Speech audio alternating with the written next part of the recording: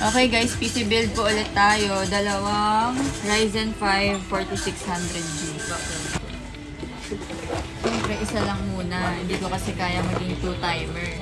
Then ito naman yung isa. Amen. So guys, ito na nga po pala yung ating mahiwagang biskuit. Ha? Bland. Kagaya kayo Vice ganda sa mga...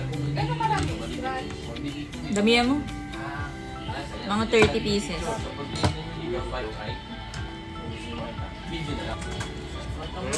Build daw kami dalawa. Pasikat. Walang talaga wala.